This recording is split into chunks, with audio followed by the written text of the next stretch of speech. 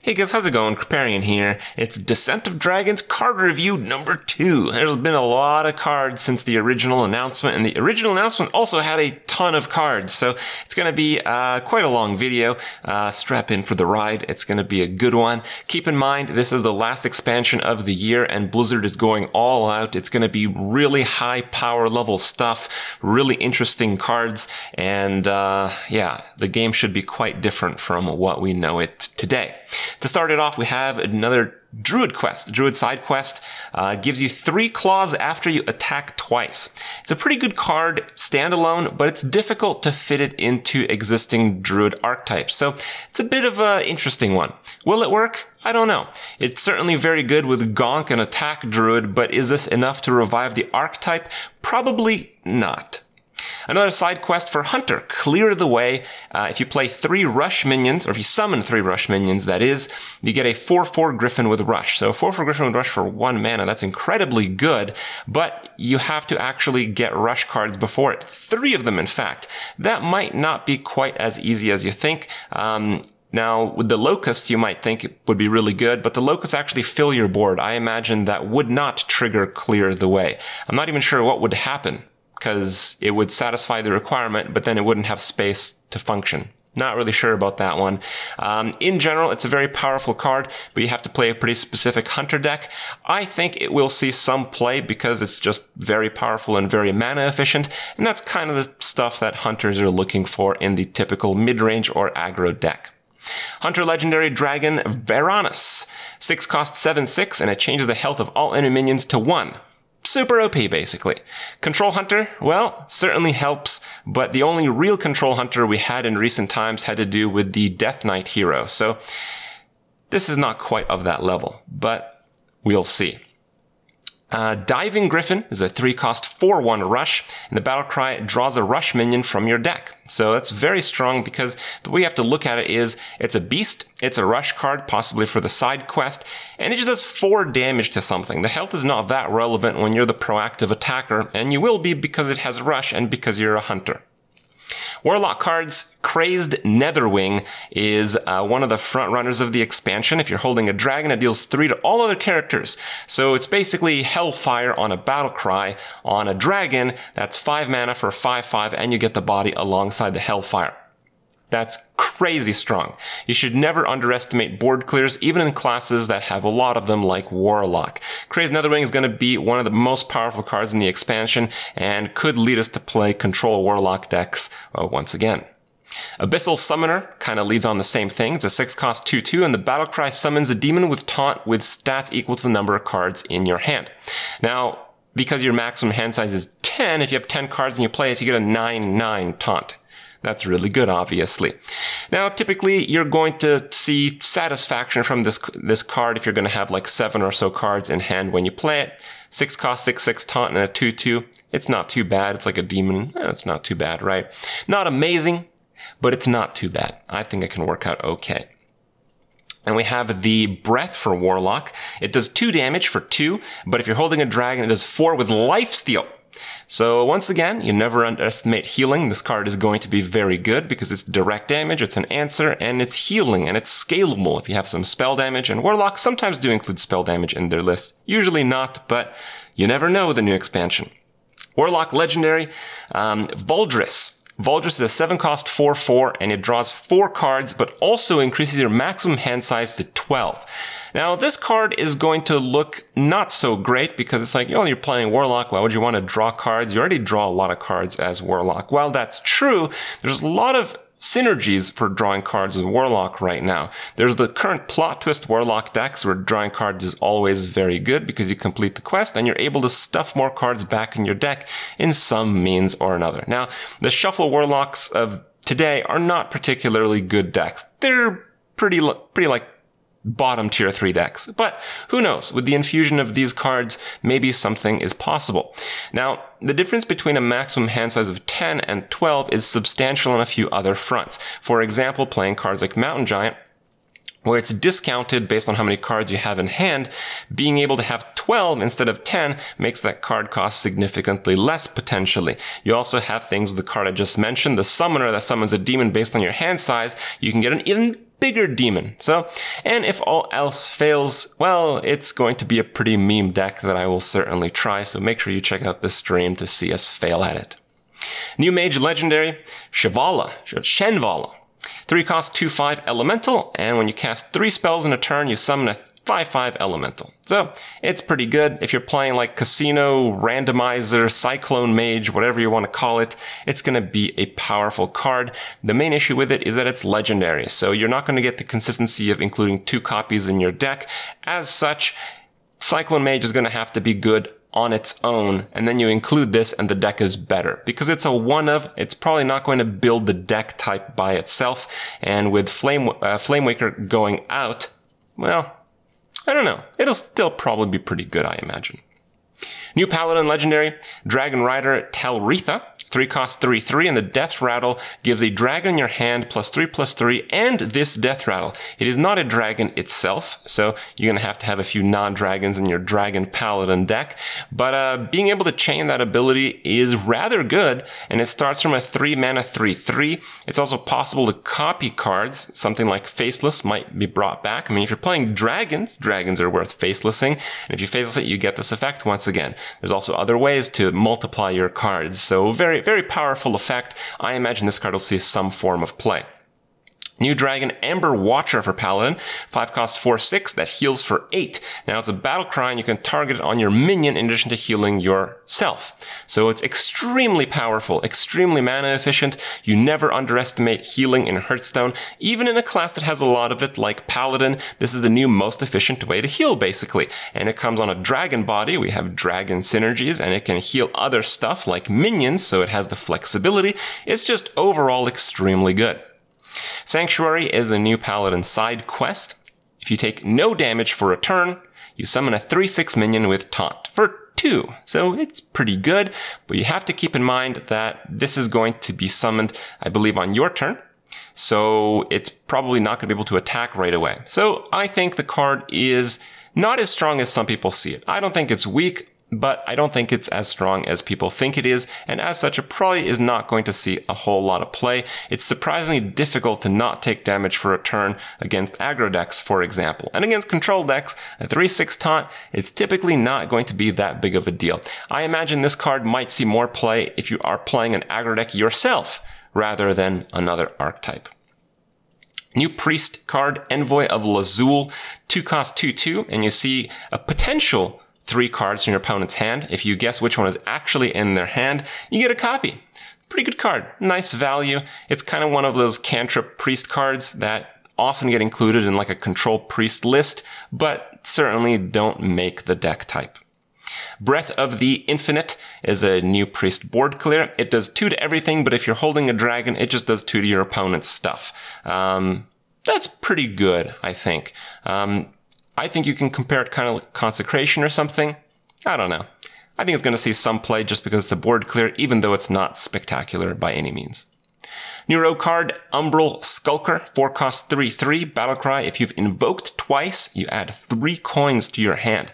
And it's not just based getting a 1 mana 3/3. Those coins in rogues are combo activators, are tempo pushers, and are, yeah, you just can do a much greater combo. You have a potential of, if you have 2 of these, you have potentially 16 mana for an OTK playing rogue. Now, I'll leave it to you guys to imagine what that might be once the cards start rolling in for the rest of the expansion. But I imagine something's going to be possible, and I think that would be pretty cool and spectacular to see. And once again, I'll try to give it to you guys as soon as I can. New rogue card, discover a legendary from another class for 1. Not bad. It's not bad because you're getting a cross-class card. It helps with the current rogue quest. It helps just by getting good cards. Class legendaries are typically some of the better ones, and you're choosing between 3. So you're almost always going to get 1 good class legendary, and it's not from your class, so your opponent can't really counterplay or expect what it might be. New Death Rattle card, Necrium Apothecary, 4 cost 2/5, and the combo, draw a Death Rattle minion from your deck and gain its Death Rattle. This is an extremely powerful effect. It enables you to place super high mana cost Death Rattles onto this card at a discount, and you get the card advantage of drawing it. I think there's some potential you're going to see this with like Octasari to draw 8 in like a hyper aggro rogue deck. That's possible. There's also some other like, crazy effects, but still there's going to be a lot more cards left to be seen in this expansion. So we'll leave the theory crafting until the final card star rating when I give you guys that in a week or so. Flick Sky Shiv is the rogue legendary. It's a 6 cost 4/4 and the battle cry destroys a minion and all copies of it. So if it's a bunch of tokens, it's going to destroy all the tokens. If it's just an actual minion, if you kill it, you're going to kill the other one that could be in your opponent's hand even, which would be very good, or their deck, which is still pretty good.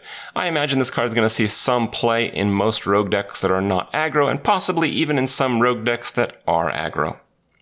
Warrior had its Galakrond card revealed, so Galakrond is basically like the incarnation of, the legendary dragon Galakrond, and it comes in different shapes in this expansion. It comes in the shapes of hero cards, and all the evil classes get one. So Warrior gets one because the Warrior is an evil class, apparently. This is Galakrond Be Unbreakable.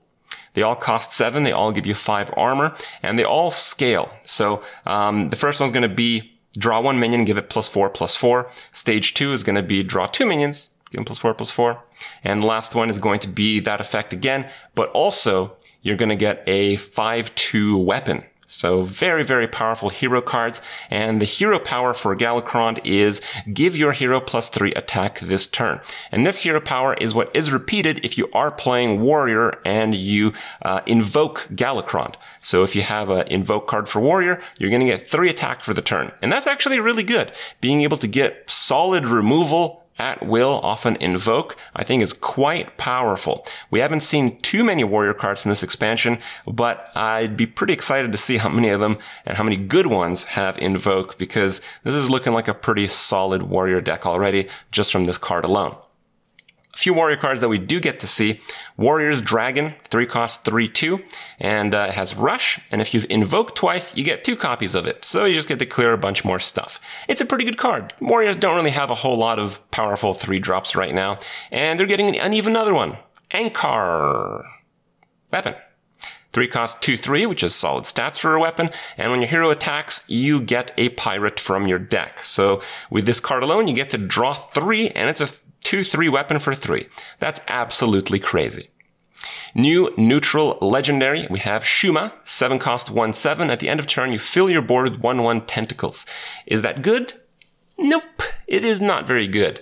I imagine if this card actually activates some kind of win condition for the deck, your opponent is easily going to kill it because it's a 1/7. Yeah, that's a bit of a pack filler. Camouflaged something. 6 cost 6/6. Battlecry gives all your other mechs stealth. That's insane. As if Snip Snap wasn't powerful enough in Wild, this card comes in and raises the power level even further. How unreal is that? Otherwise, I don't really see too much of a reason for the card, except for possibly some shenanigans and combos in like, C-tier decks and some pretty good effects in Arena perhaps. Hot Air Balloon, 1 cost 1/2. Start your next turn, gain 1 health. 1 cost 1/3 is our premium aggro decks, but this is not quite that. I think it's a little bit worse because it has to stay alive for it actually to be a 1/3. If it does, it can be like a 1/4 or 1/5, but it probably wouldn't. So I don't think it's that good. It's not bad, but it typically needs to be better than this to be included in constructed aggro decks, let alone in the final set of a year cycle, let's say. Kronk's Dragon Hoof. This is the guy that gets consistency for your Galakrond deck. It's a 6 cost 6/6, so the stats are fair. They're not amazing, but they're fair. The Battlecry draws you Galakrond, so +1 card. That's very good on its own. But if you're already Galakrond, you unleash a Devastation. So the Devastations are as follows. You get to pick one of these, whichever one you want, you choose. You summon an 8/8 dragon with taunt. Give your other minions +2/+2, 5 damage to enemy hero, restore 5 health to your hero, or 5 damage to all other minions. All ridiculous ridiculous cards. So if you're playing a Galakrond deck, you're going to want to play Kronks. Obviously, this card's crazy good. Zhul Drakh Ritualist, 4-cost 3/9 taunt, and when you play it, your opponent gets 3 random 1-drops. That's probably not all that good. Maybe you got like MC Tech, maybe you have some easy board clears. Probably the main way that this card is going to see play is through an evolution mechanic. Evolving into a 3/9 taunt on 4, it's probably pretty good. Yeah, that's about it. Chromatic Egg. This is an interesting card. It kind of looks like a card from a custom card video, doesn't it? You secretly discover a dragon to hatch into, and the death rattle is to hatch. So basically, you discover a dragon, and the one that you pick, your opponent doesn't know what it is. So when this dies, you get that card. And the surprise is probably going to be pretty good, pretty effective, but it's still a 0/3 for 5 that can easily get silenced. So I don't know. I'm not crazy optimistic about the card, but it might be all right. It might be. Dragon Breeder, 2-cost 2/3. You choose a friendly dragon, add a copy of it to your hand. Solid stuff. You can just play it on curve if you need the tempo desperately against an aggro deck. Otherwise, you can get more value from your combo dragons. And speaking of combo dragons, Dragon Queen Strasse is one of the new best cards in the game. 9-cost 8/8 dragon. If your deck has no duplicates, add 2 random dragons to your hand. They cost 0. Now, you might just get itself. There's a lot of dragons that are incredibly powerful. Most dragons are actually incredibly powerful. People actually made like dragon tier lists specifically for this card, and the average dragon is around a 5 or a 6 drop with pretty reasonable stats. So this card is just almost always quite good, I would say. And as such, people are already playing singleton decks. You just put that card in all your singleton decks, and you're going to be happy that you did. Simple as that. Transmogrifier. 2-cost 2/3. After you draw a card, transform it into a random legendary minion. Now, typically a card like this is not that strong because the power level of constructed decks comes from the synergy or the combo ability of the cards you include in your deck. So even though you might be upgrading a card that's not that good into a legendary card, you're typically ruining the synergy of your deck to do it, and it's not really worth it. This card might be worth it if everyone is playing Bomb Warrior, however, because you turn those bombs into beautiful legendary minions. I think it works that way at least. I don't know. Otherwise, probably not that good. New card is Steal Your Opponent's Weapon. How about that? 5-cost 4/4 Pirate. Steal your opponent's weapon. Simple as that. Forget oozing, just steal it. It's kind of an interesting card because it's not like weapon removal. With weapon removal, if there's a lot of classes that are using weapons and everyone uses oozes, it kind of pushes those classes down. Now, if a lot of classes are using weapons and this card catches on, it's a bit of a wild ride. And the reason that is because it doesn't destroy the weapon.